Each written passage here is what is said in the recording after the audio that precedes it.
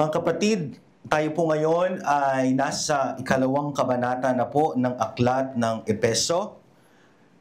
Part 1 ngayon pong Sunday pong ito. And Part 2 sa next Sunday. And po sa unang linggo po ng May ay nasa chapter 3 na po tayo. Ang paglilingkod ni Pablo sa mga hentil. So dalawa lamang po ang pong series natin sa chapter 2. Verses 1 to 3 this Lord's Day.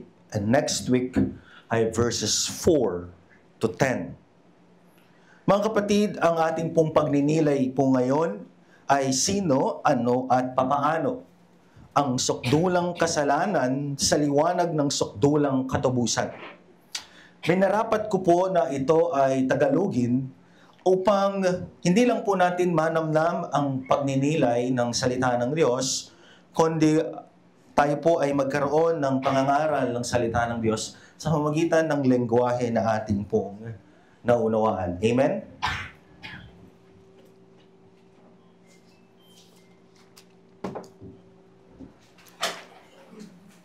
Kaya ihanda na po natin ang ating pong puso at kaisipan, ang mga Biblia, ang inyong pong mga pag-take down po ng notes, at sabay-sabay po natin pong pagbulayan ang salita po ng ating pong Panginoon. Muli po, sino, ano, at papaano. Ayan. Ang sukdulang kasalanan sa liwanag ng sukdulang katubusan, Epeso 2, 1 hanggang 10. Sinimulan po ni Apostol Pablo ang kanya pong kabanatang 2 sa pamamagitan po ng paggamit ng mga salita na kung saan ay maunawaan po ng mga taga-Epeso. Tandaan po natin na sa pangangaral ng salita ng Diyos ay hindi po natin po dapat ito ihiwalay sa kanyang orihinal na konteksto. Kung sino po ang orihinal na pinagbigyan at kung sino po ang orihinal na tinutukoy nito pong sulat. Si Apostol Pablo po ay sumusulat sa mga taga-Epeso. Amen? Kaya po, matapos pong ipangaral ni Apostol Pablo at sabihin na si Kristo ay matagumpay. Matagumpay na hari ng mga hari at namamahala sa sangsinukob at sangkalangitan. At tayo'y kanyang mga anak na tinubos, hindi dahil sa ating anumang ginawa, kundi mga pinili dahil hindi sa anumang bagay na ginawa, kundi ayon lamang sa malayang pagpili ng Diyos. Ang kanyang pinili ay kanyang tatawagin, ang kanyang tatawagin ay kanyang tutubusin, at ang kanyang tutubusin ay tatatakan ng banal na Espiritu hanggang sa kanyang muling pagparito, hanggang sa muli po at kabuuang makamtan po natin ang kaligtasan. Amen? Subalit, pagtunton ni Apostol Pablo po sa kabanatang 2 ay sino po ba tayo noon nung hindi pa po natin sinasampalatayanan ng ating Panginoong Kristo. So yun ang ating pong sasagutin ngayon, yung pong katanungan na sino. At sa next week po ay ano ang ginawa ng Diyos at papaano po tayo tutugon. Amen? Dito po sa Epeso 2:1-3 ay una ay sino ako noon sa harapan ng isang banal at makatarungang Diyos. Amen? Mga kapatid, napakahalaga po na malaman po natin at maunawaan kung ano ang ating kalalagayan. Kung sino tayo sa harapan ng isang banal na Diyos. Isang makatarungang Diyos. Upang maunawaan nating lubos kung gaano kalalim at kabigat ang kaligtasan na kanyang ipinagkaloob. Amen? Marami sa atin ang hindi lubusang nakikita yung ganda, yung liwanag, yung sukdulang pagmamahal ng Diyos sapagkat hindi natin nakikita yung sukdulan, yung lalim at lawak ng pagkakasala natin sa Diyos. If we fail to recognize the depth of our sinfulness, we will fail to recognize the depth of God's love. Kapag hindi natin nakita at naunawaan kung gaano kalala, katindi, kalalim yung pagkakasala natin sa Diyos, hindi natin maunawaan kung bakit awa at grasya lang ng Diyos ang ating kailangan sa ating banal na katubusan. Ipinakita ni Apostol Pablo kung sino po tayo noon. Kaya una, sino ako noon sa harapan ng isang banal at makatarungan Diyos? Pangalawa, ano ang ginawa ng Diyos upang tayo magkaroon ng katubusan o kaligtasan? At pangatlo ay, ano ang marapat na ating tugon sa katubusang ginawa ng Diyos? The world is celebrating Resurrection Sunday. Amen? Kaya po, tamang-tama itong ating pagninilay. Sino ako noon nung wala pa ako kay Kristo? Who am I? Sino ba ako sa harapan ng isang banal at makatarungang Diyos? Ang katanungan pong ito ay nagpapakita ng dahilan at ebidensya. The reason and evidence kung bakit po tayo ay karapat-dapat parusahan ng Diyos. Amen? Ito'y nagpapakita kung sino tayo noon bago pa man tayo mapabilang kay Kristo. Letter A, who we are.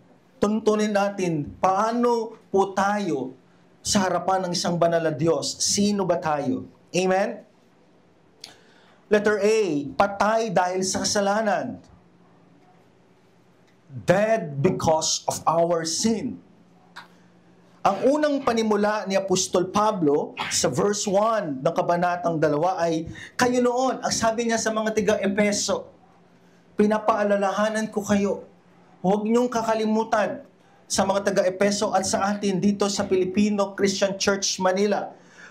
Tayo noon ay patay, dead, dahil sa inyong mga pagsuway at pagkakasala. Ginamit ni Apostol Pablo ang salitang patay. Subalit kailangan po muna nating huminto. Ang mga kausap ni Apostol Pablo na mga taga-Epeso ay mga mananampalataya na.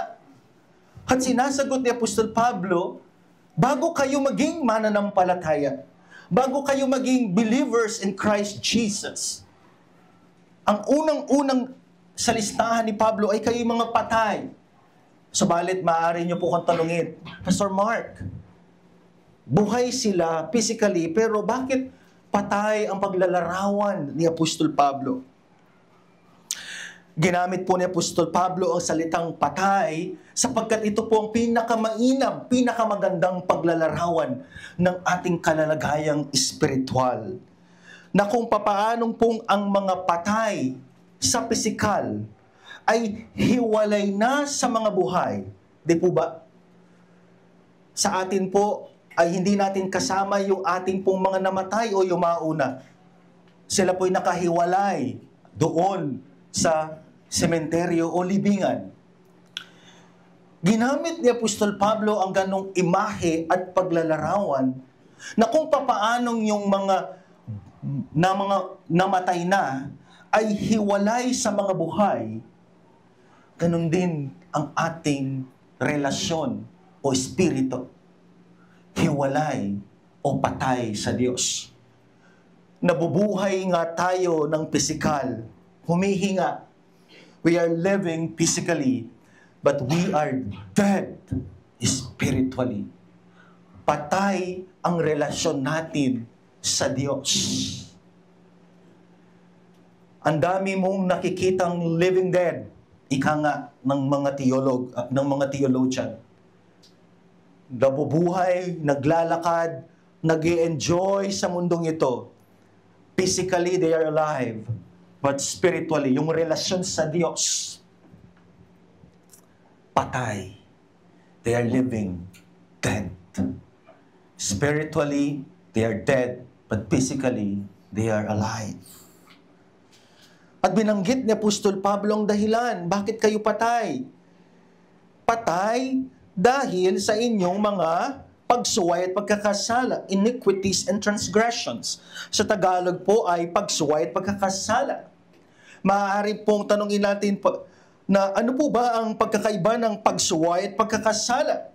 Gumamit si Apostol Pablo ng salita po na pagsuway at pagkakasala na sa wikang English po ay iniquities and transgressions upang ipakita na sa paggamit niya ng dalawang salitang ito na kung tutuusin ay pareho lang naman ng kahulugan, ay marapat niyang ipakita sa mga tiga-Epeso at sa atin ngayon na ang dalawang salitang magkaiba, subalit pareho naman ng pakahulugan, ay nagpapakita ng lalim at bigat ng ating pagkakasala. Ibig sabihin ng pagsuway at pagkakasala, dahil kayo'y patay ang inyong spirito, patay ang ating relasyon sa Diyos, bago pa man tayo manalig kay Kristo. Ibig sabihin, ang inyong pagsuway at pagkakasala sa Diyos, iyan ay tahasan. Sabihin nga po ninyo, ibig sabihin ng tahasan, sa inyong katabi, tahasan. Tahasang pagkakasala. In short, intentional. Hindi nagdadalawang isip na mabuhay sa pagkakasala. Hindi nagdadalawang isip na magbabad sa kasalanan. Walang pakialam kung magalit man ang Diyos o hindi. Walang pakialam kung anuman ang sasabihin ng Diyos. Ito ay lubusan, tahasan, sadya na pamumuhay ayon sa kasalanan at hindi sa kalooban ng Diyos. Ang kanilang lifestyle ay kasalanan. Ang kanilang pleasure ay kasalanan. Ang kanilang iniisip ay kasalanan. Ang kanilang pagbababad ay kasalanan. At ang kanilang goal and motto sa buhay ay kasalanan. They are living under the authority of sin. Their lifestyle is sin. In-emphasize po ng mabuti ito ni Apostol Pablo. Ganon din po tayo. Bago man po tayo makakilala sa Diyos,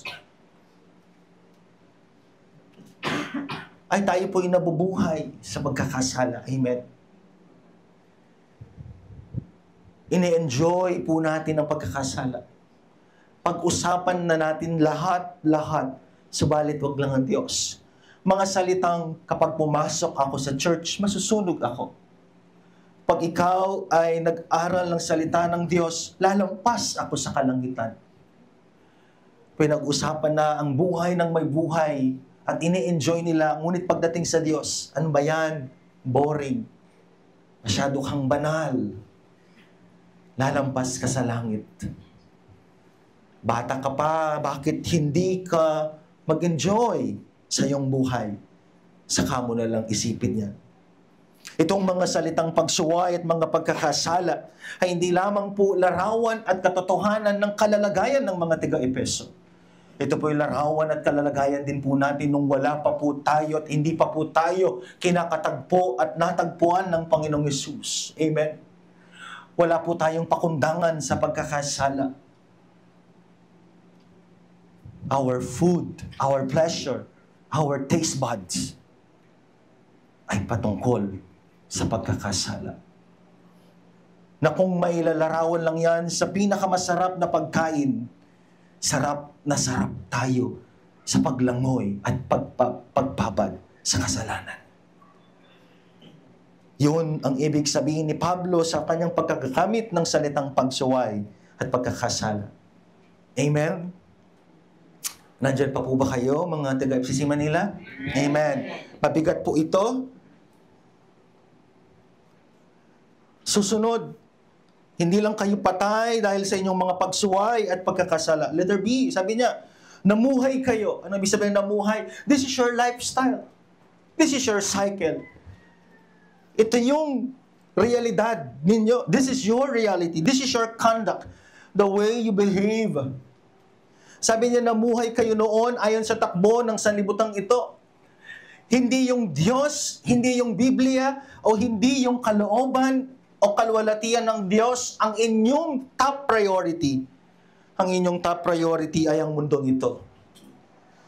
Tandaan po ninyo, ang mga tiga-Epeso ay nabuhay sila nung panahon ng Greco-Roman world. At kung pag-uusapan lang ay pagkakasala, sukdulang pagkakasala, pagkababad sa kasalanan, pagkahilig sa kasalanan, name it, there's no limit. Numero uno na ang Greco-Roman world. Paglalasing, lahat ng uri ng kalayawan, lahat ng uri ng kalaswaan, lahat ng uri na ng pagkakasala na maisip mo, yun ang mundong ginagalawan ng mga taga-Epeso. At ganun sila noon bago sila matagpuan ni Kristo. Pagkapansinin niyo po ang ginagamit kong salita, matagpuan ni Kristo. Hindi ko ginagamit ang natagpuan mo si Kristo. Magkaiba po yun.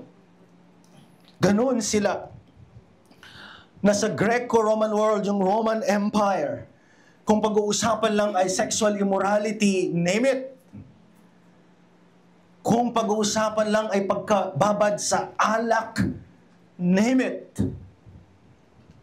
Lahat na ng maisip mo na pagkahayok, pagkababad, nakikita ng mga taga-Epeso. At sabi ni Apostol Pablo, ganun kayo. Yun yung lifestyle ninyo. At anong pinagkaiba natin po ngayon? Nabubuhay tayo sa mundong ito, may body, may choice, wala kayong pakialam. This is my body. Hindi po ba? At mas matindi ngayon, na tayong lahat ay exposed, tayong lahat ay mula sa television, mula sa social media, mula sa mga opinion ng mga influencer. They are offering to us iba't ibang mga paniniwala, ideolohiya na akala natin maganda sa paningin, maganda sa pakinig. Subalit hindi natin alam lahat ng ito ay pattern of this world. Sistema ng mundong ito na anti-Christian. Sistema ng mundong ito na anti-Christ. Sistema ng mundong ito na anti-taliwas kontra sa Christian values. Amen. And this is the world that we are living. And that is also the same world that they were living at that time. Amen. Sabi ko na nga po, may body, may choice. Ipinaghampalusan mo ng katawan mo mula Albay hanggang Zamboanga del Norte. At sasabihin mo, katawan ko to, wala kayong pakialam. Kahit kanino ako makipagtalik, katawan ko naman ito. Kahit ilan ang aking maging relasyon, kahit ipa-abort ko ang batang ito, I don't care because this is my body, this is my choice. Respetuhin mo to, wag mong pakialaman yung buhay ko kung hindi, masusuntok-tok. Di po ba? Na yung mundong ito, okay lang na magkaroon ka ng maraming relasyon, basta't huwag kang papahuli. Because in the first place, I enjoy life to the fullest. Amen? Okay lang na mangurakot, basta galingan mo lang magtago. Okay lang na gumawa ng masama sapagkat hindi naman tayo nakikita. Hindi po ba? The system of this world, yung sistema, yung takbo ng mundong ito, ay taliwas at hindi sang-ayon sa kalooban ng Diyos. Amen. Na kahit na yung mga nagsasabing mananampalataya, pumasok na sa sistema ng mundong ito at sinasabi pang sila ay mananampalataya, naghubad-hubad na lahat at sasabihin, freedom of expression and a form of art. Kailan pa naging art ang paghuhubad? System of this world. Amen? Na instead na ipursu ang kasal, magtestingan muna tayo na parang makina. Kapag di ka umubra, edi hiwalay, at least hindi tayo kasal. Because by the way, mahal ang annulment. Acceptance fee pa lang, ang sabi doon sa mga iba kong kaibigang pastor. na naghahanap, biruin nyo yung isang abogadong tumanggap lang. Pero 300,000? Oo nga naman. And in the latest survey ng National Commission for Population, 8 out of 10 couple dito sa Pilipinas pinipili ang live-in partnership. And the number one reason is practicality. This is the pattern of this world. Amen? Bakit ka papasok sa relasyon if in the first place hindi ka handa sa kasal? Sapagkat nabubuhay, humiikot ang buhay sa pattern of this world. Amen? The pattern of this world. Yung kanilang conduct, yung kanilang lifestyle. Yung mga maliwanag na sinasabi ng Diyos na hindi okay yan, Lord, okay lang to.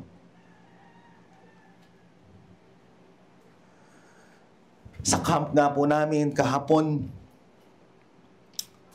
merong isang kabataan na problema siya sa kanyang relationship. Bakit ka na problema sa iyong relationship?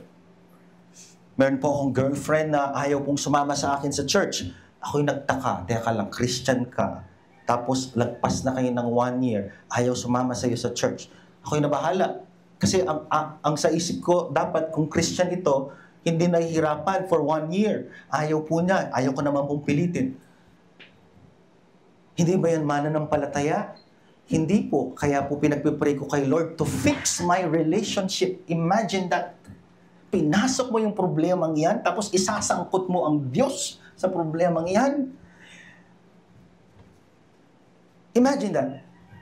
That is the pattern of this world. Amen?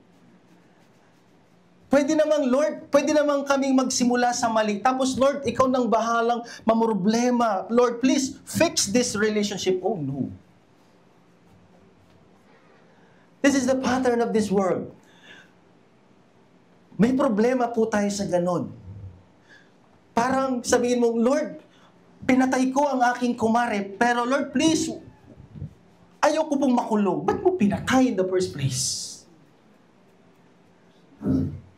Lord, 5-10 ang aking mga babae at lalaki, pero Lord, please, pakiayos po ang aking relationship, pero ayaw ko po silang hiwalayin. Sapagkat hindi ko po kayang mabuhay nang wala sila. This is the pattern of this world. Pinapaayos natin sa Diyos yung problemang pinasok natin, and yet kapag gusto namang ayusin ng Diyos, ayaw din nating pakawalan. Amen? This is the pattern of this world. Sabi nga ni Apostol Pablo, namuhay kayo. Kasinungalingan, pandaraya, panloloko sa ating sarili na galing sa sistema ng mundong ito. At kapag nagka-problema, ang sasabihin natin sa Diyos, Panginoon, ayusin mo nga ito. Mga sistema, mga ideolohiya, paniniwala, mga nakasanayan na hindi akma sa salita ng Diyos. Sabi ni Apostol Pablo, namuhay tayo, namuhay ang mga taga-Epeso noon sa takbo ng sanlibutang ito. And in the Greco-Roman world, grabe ang kanilang paglalasing. Tandaan nyo po, sa Greco-Roman world, hindi sila maglalasing nang hindi po sila makikipagtalik sa iba't iba. At hanggang sa madaling araw ay madat na nila kailang mga sarili na mga hubad-hubad, lango sa alak. Amen.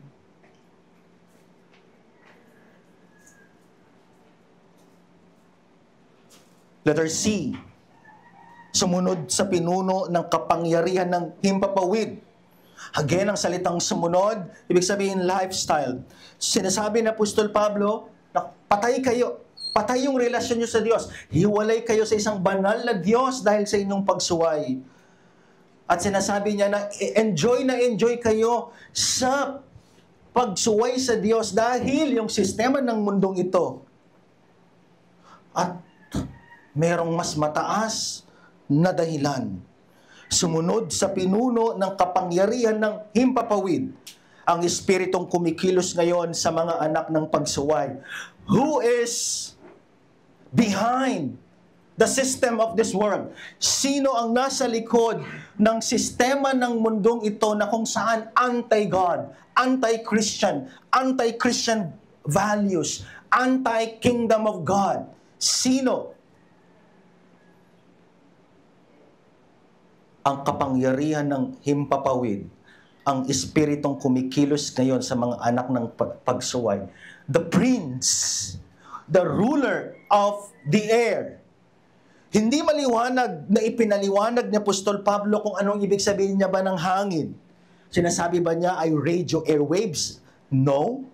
Sinasabi ba niya yung hangin na ating ini-inhale at ini-exhale sapagkat ang kanyang paglalarawan ay pinuno o prinsipe o Diyos ng himpapawid o hangin?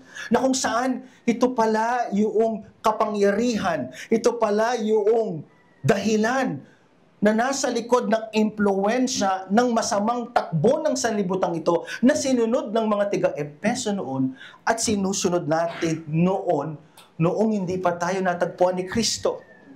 Ang maliwanag po dyan ay kapag ginamit ni Apostol Pablo ang salitang prinsipe ng hangin, ang ibig sabihin ng hangin ay ginagamit din sa salitang mundo.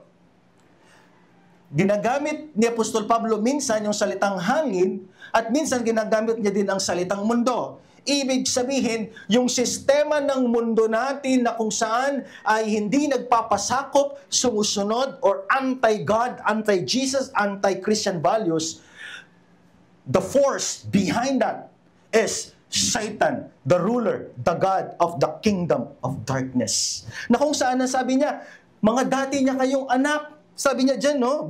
Si, anak ng pagsuway. The sons of disobedience. Biruin ninyo. Sabi ni Apostol Pablo, patay yung relasyon nyo sa Diyos. Ganon kayo. Hindi lang kayo basta patay. Sinusunod ninyo yung model, yung pattern, yung takbo ng mundong ito. Ni-level up ni Apostol Pablo. Hindi lang kayo patay. Hindi lang nyo sinusunod ang pattern ng mundong ito, kundi sasabihin ko na sa inyo, merong kapangyarihan sa likod ng pagkapatay at sistema ng mundong ito na hindi ayon sa Diyos. Sino siya? Satan and all the fallen angels. Sila ang bumubuo sa kingdom of darkness. Nakikita ba natin sila ngayon? No. Gusto kong liwanagin nung ginamit ito ni Pablo. Ang kanyang ginamit na salita ay the influence. Salitang impluensya. Yung impluensya sa likod ng masamang takbo ng sanlibutan ito na hindi ayon sa Diyos. The ruler, yung pinuno nito, Satan himself at ang mga fallen angels. Ibig sabihin nun, ng salitang influence, ay hindi po siya nagdidikta. Siya ay nagdidikta, subalit wala siyang kakayanan na magdesisyon para sa'yo.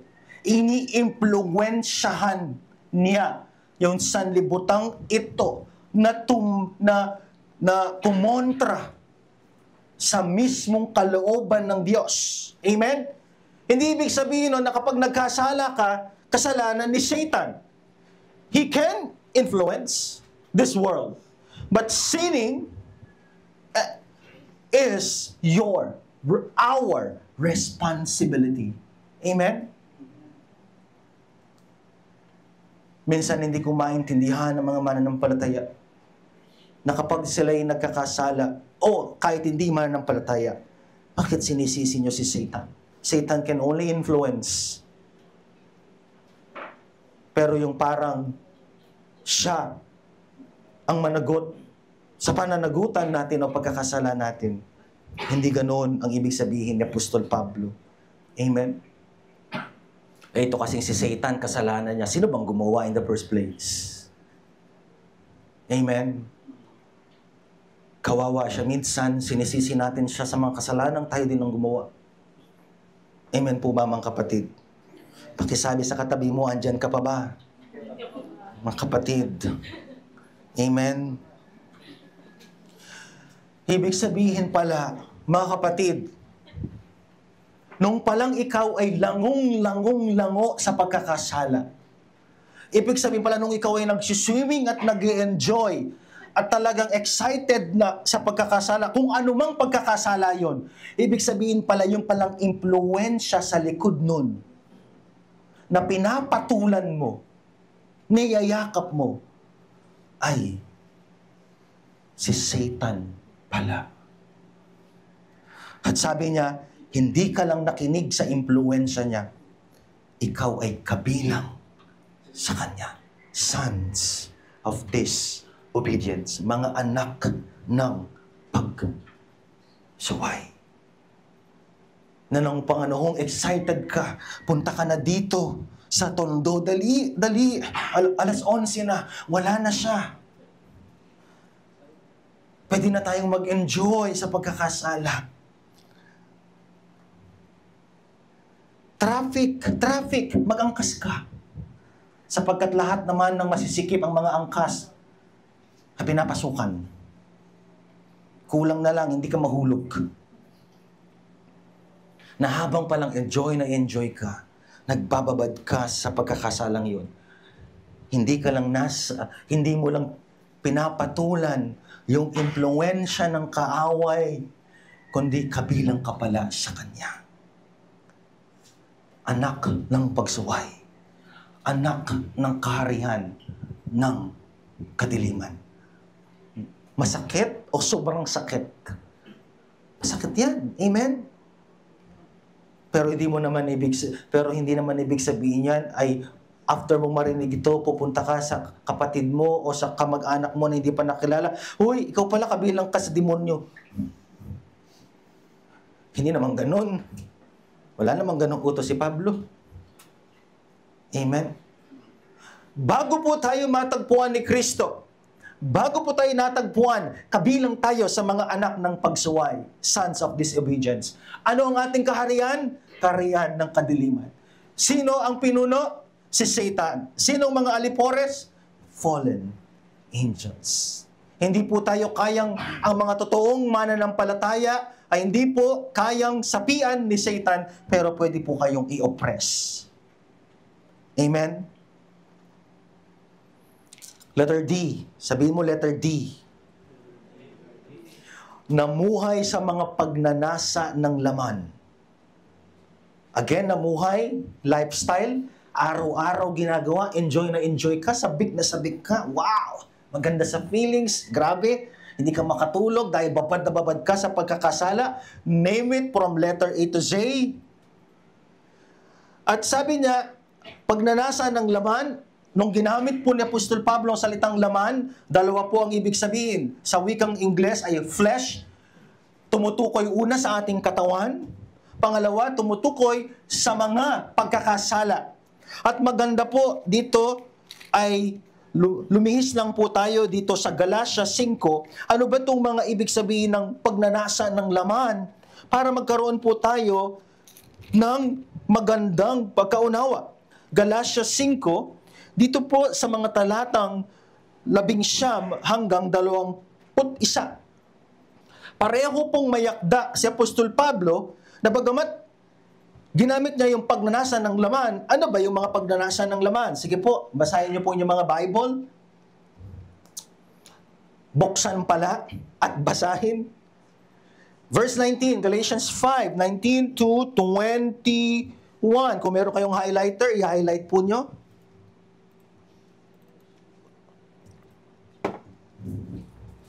Verse 19, hindi maikakaila ang mga gawa ng laman. Pakikiapid, adultery. Hindi lang po lalaki ang mga nakikiapid, pati po mga babae. Amen? Minahal kita noon. Ngayon pala 20 years. After 20 years, iba na ngayon. Kahalayan. Lahat na ng uri ng kahalayan. Kalaswaan. Lahat na ng uri ng kalaswaan. Name it. Halos napansin ko, halos ata lahat na ng mga reels may sexual implication na message. Napansin nyo ba yun? Na akala ng mga bata tama, tas biglang palalabasin ng mga bata because of social media. Pagsamba sa Diyos-Diyosan, gawa pala din ng laman yan.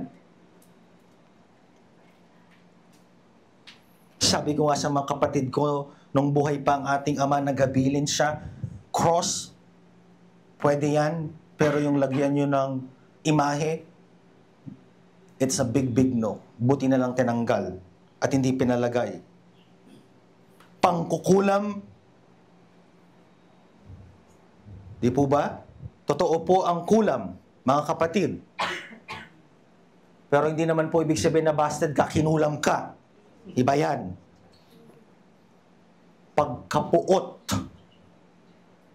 rage, pag-aaway-away. Iba ang may kaaway sa pag-aaway-away. Ibig sabihin, grabe, lahat na ata ng mga lahi, lahat na ata ng inaaway mo, ibig sabihin talagang palaaway ka. Mahilig ka sa gulo, war freak. Pagseselos. May tamang selos, merong maling selos. Ano yung tamang selos? Halimbawa, si Brother Mark and Sister Anna, halimbawa, nasa occasion, itong si Elder Mark, hindi naman ibig sabihin, gagamitin ko ng pangalan. Ano yung tamang pagselos? Niyakap na lahat ng mga sexy. Talagang magsiselos ka talaga dyan. Diba? Pero ano yung maling pagsiselos? May nag-message sa iyo, kumusta ka, mahal? Ngayon pala, nanay niya. Pinagselosan. Ganyan maling may tamang selos, may maling selos. Ganon. Di ba? Niyaya si Brother Mark ng mga kaibigan sa Starbucks. Galit na galit. Bakit? Bakit mo na ako pinagpapalit sa iba? Mga ganon. Ha? Nagkukumusta lang kami. Gusto ko, akin ka lang. Walang ibang makikinabang sa'yo. Ang akin ay akin, akin, akin, akin. Hala. Alam ba ninyo na may pelikulang ganyan? Si Charo Santos? Oo. Nung napakasalan niya, kasi only child, 60s, 70s, horror. Di nila alam na merong problema sa pagsiselos. Ayaw humiwalay. Kasi ang tingin sa anak, possession, naging possessive. Finally, gusto na nilang makipag-iwalay. Alam niyo kung ano ginawa ng tatay? Pinagbabaril silang lahat. Nung mapatay niya na lahat, ang huli niyang pinatay, sarili niya. Ang military. Ganon. Pagkakagalit, yung meron pa mga galit dyan, namatay na lahat yung kagalit, di pa pinapatawad, naku po, maawa kayo sa sarili nyo, day. Patay na ng 50 years, 70 years, di nyo pa napatawad. Tapos kakanta kayo ng mahal na mahal kita, Panginoon. Kailan may, di kita ipagpapalit. Naku, baka bumuka ang lupa dito sa FCC Manila.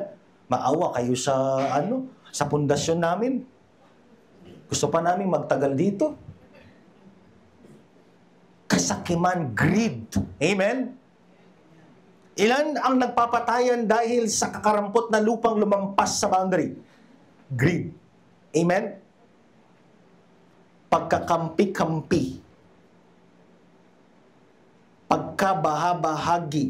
Di ba? Pagkainggit.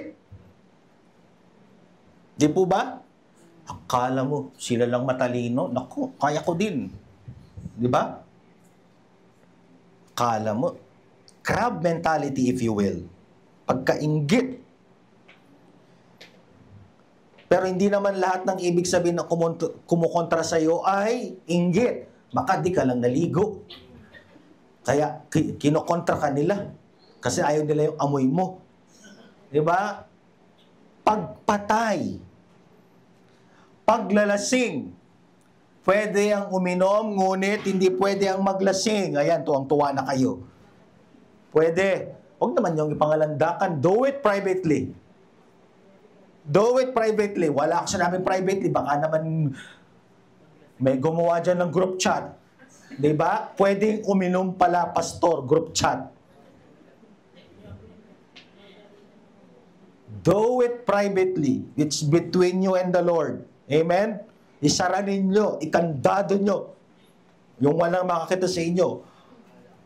Tapos baka naman i-post nyo sa My Day nyo, to God be the glory. Tapos, naku po, papatawag ko talaga kayo sa elders meeting.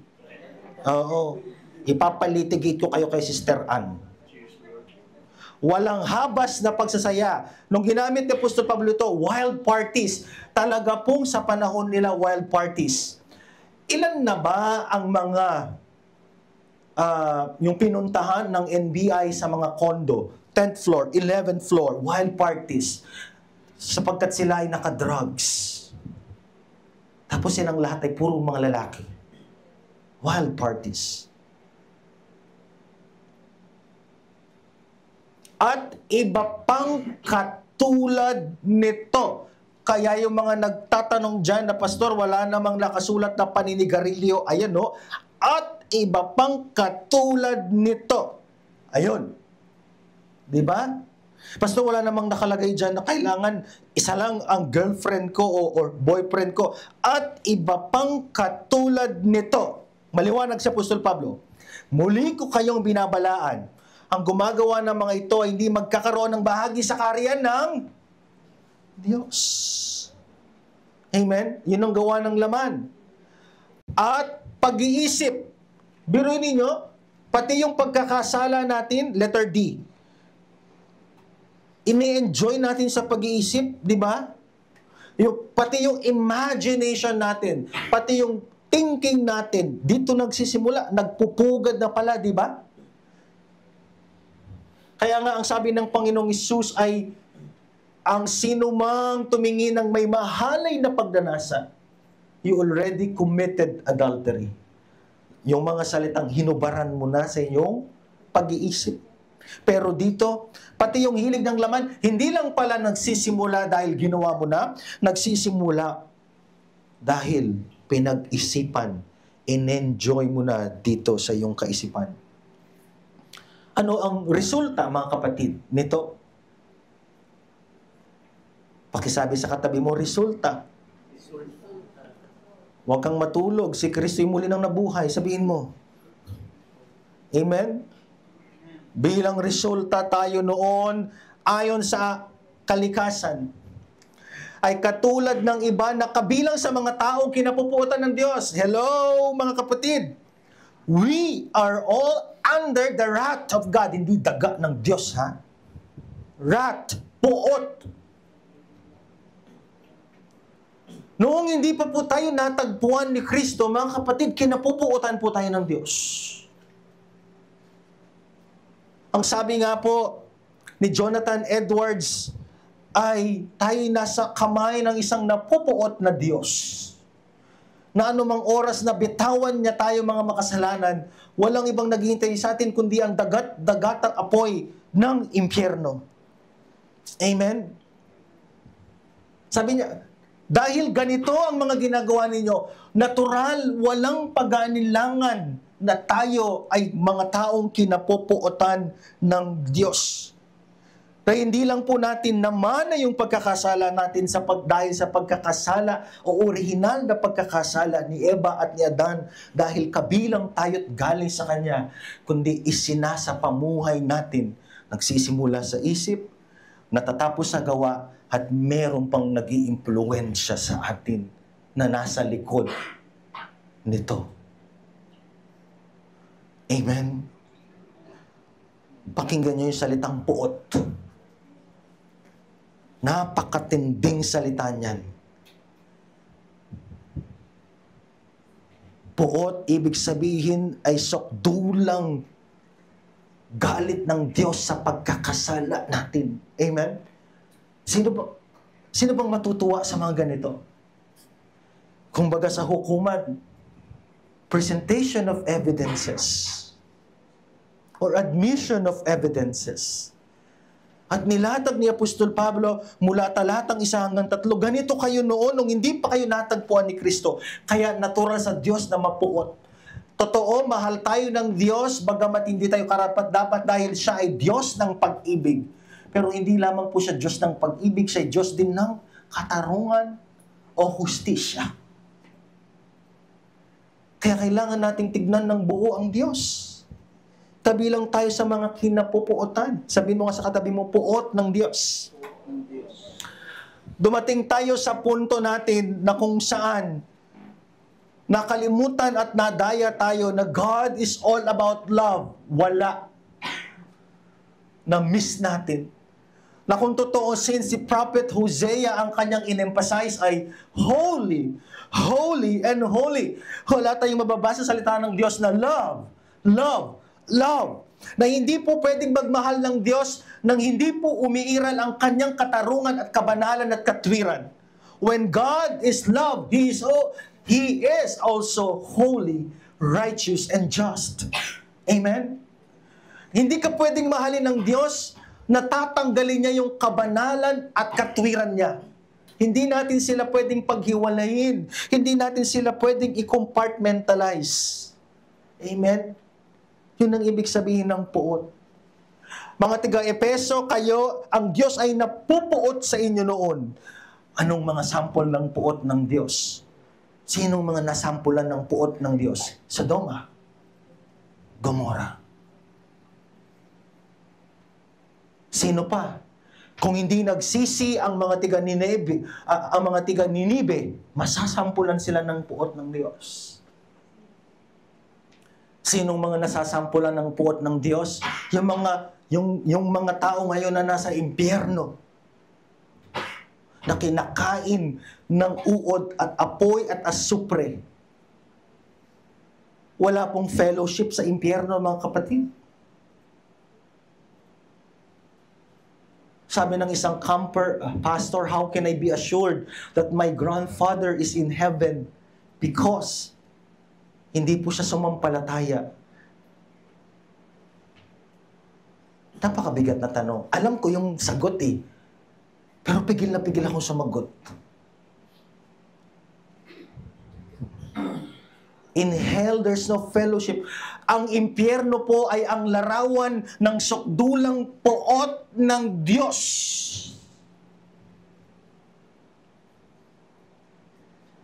At sino ba ang gustong pumunta doon? Wala. Pero dahil tayo ay patay sa kasalanan at hiwalay sa Diyos, wala po tayong ibang alternative. Wala po tayong ibang pupuntahan kung hindi po mahahabag ang Diyos dahil sa ating mga pagsuway at paglabag sa utos niya, kundi ang puot ng Diyos doon sa dagatang apoy ng impyerno. At hindi mo na kailangan panghintayin yun, kundi ngayon pa lang, kung hindi ka natagpuan ni Kristo, kung hindi ako at tayo natagpuan ni Kristo, walang ibang alternative, walang ibang option. We are all, tayong lahat ay papunta sa puot, sa ngit-ngit ng isang banal at makatarungang Diyos.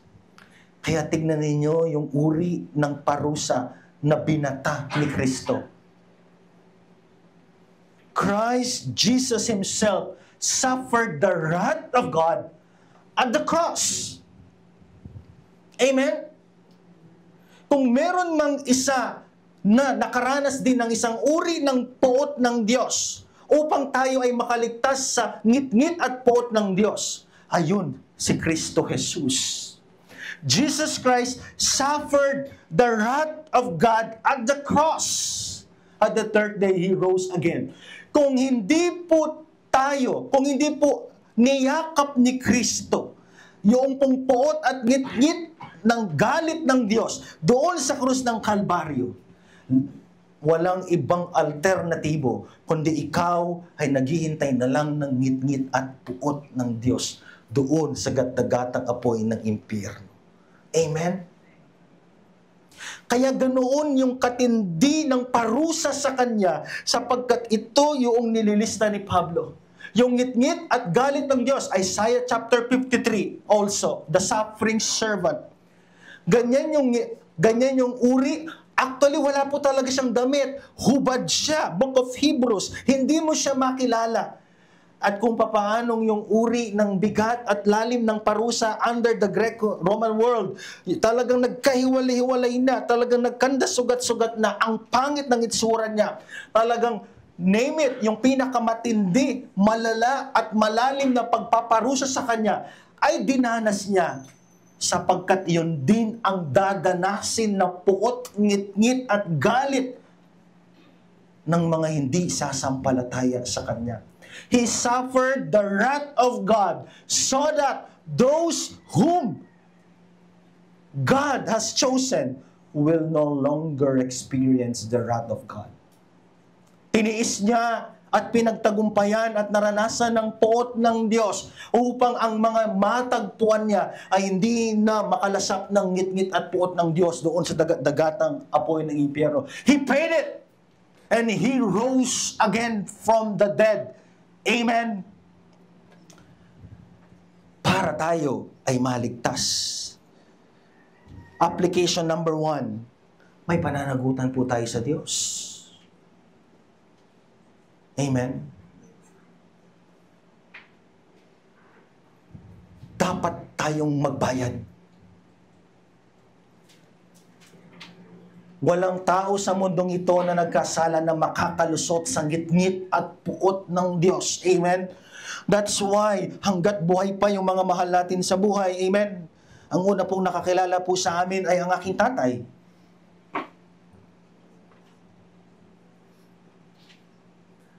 May pananagutan po tayo sa Diyos. We are accountable to God.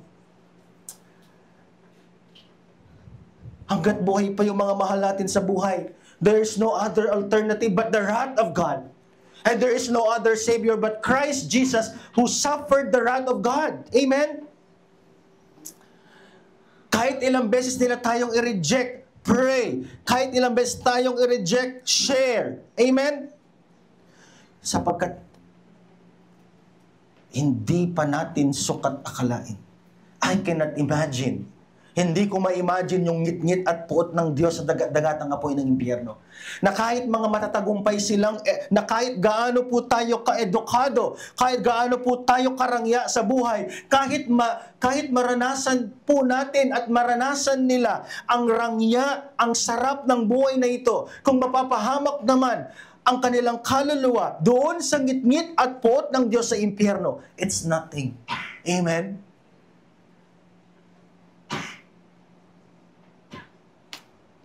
Number 2, katarungan at hustisya. Makatarungan lang. Hindi unfair ang Diyos. Hindi bias ang Diyos na tayo na nagkasala mula verses 1 to 3, parusahan po tayo sa dagatang impyerno. You and I, ako at tayo, nung hindi pa po tayo natagpuan ni Kristo, we deserve the wrath of God. Deserve 100% ang ngit-ngit at puot ng Diyos sa dagatang apoy ng impyerno. Yun ang, kung meron mang isang qualified na deserve natin, that is the wrath of God in hell. Amen? Makatarungan ng Diyos, kailangan niyang parusahan. Amen? Sino mga nasampulan? Genesis 6, yung mga sa the flood, the Sodom and Gomorrah. Amen? Kaya yung krus ng Kalbaryo, merong dalawang katangian ng Diyos na kung saan nagyayakap. Ang krus ng Kalbaryo, merong dalawang katangian ng Diyos na magkaiba na nagyayakap. Ang isa ay habag, ang isa ay katarungan. The cross, one side is justice, one side is grace. At nabuo, Christ Jesus Himself. Amen? Pangatlo, pagpapakumbaba. Kung ganito yung ebidensya ng Diyos laban sa atin at karapat dapat tayo, may pananagutan at makatarungan lang tayo, hindi po ba tayo magpapakumbaba sa harapan ng isang banal na Diyos? Anong sinabi ng doon nasa kanan? Yung nasa left, kung ikaw si Kristo, bumaba ka dyan. Naku po, hinamon pa. Pero anong sabi nung nasa right? Remember me when you are reigning. Behold, today, you will be with me in paradise. Nagpakumbaba siya. Teka lang, karapat dapat akong parusahan. I deserve hell. Regardless kung naiintindihan niya ng buo, pero teka lang, matuwid ito, walang kasalanan, pero nagdurusa. Ako karapat dapat akong mapako dito. Karapat dapat akong parusahan because I am a criminal. Nung nakita ni Kristo tong nagpakumbaba siya, Lord, remember me. Anong ibig sabihin ng remember me? Kung hindi mo ko aalalahanin, walang ibang naghihintay sa akin kundi yung ngit-ngit at puot at galit ng Diyos ng walang hanggan na hindi uubra ang pasyam at 40 days at yearly death anniversary. Sinabihan ko na yung aking mga dalawang kapatid, walang 9 days, walang 40 days. It's not biblical. Nagpakumbaba yung nasa kanan. Tayo po. Baka naman hanggang ngayon, iniisip natin na, Lord, I deserve heaven. Baka meron sa atin natatanungin mo, nanay ka man, tatay ka man, o baka nakakapagtakam ang tagal-tagal mo nang naglilingkod sa church, o meron dito na matagal na sa church. I will enter heaven because I deserve it. Because I give. Naglilingkod ako sa Diyos, nagbibigay ako sa Diyos, sumutulong ako sa Diyos. Wait. Mali yatang ebanghelyo ang napakinggan at sinampalatayanan mo. Wala po tayong contribution from beginning until to the end ng ating kaligtasan. Kaya dapat ito'y magtulak ng isang pagpapakumbaba sa atin, Lord. Kung hindi ka nagsakatawang tao, namatay, muling nabuhay at nakaluklok sa kanang trono ng Diyos, walang ibang alternatibo sa akin kundi ang dagatang impyerno. And number 4, habag. Kinahabagan lang tayo ng Diyos. Amen? Habag. For it is by grace you have been saved. Habag. Saan ka makakita na kung saan tayo nang nagkasala sa Diyos and yet He choose to love us? Tayo nang nagkasala ng sukdulan and yet pinili niya pa rin tayong kahabagan. And number 5, sukdulang biyaya as we end.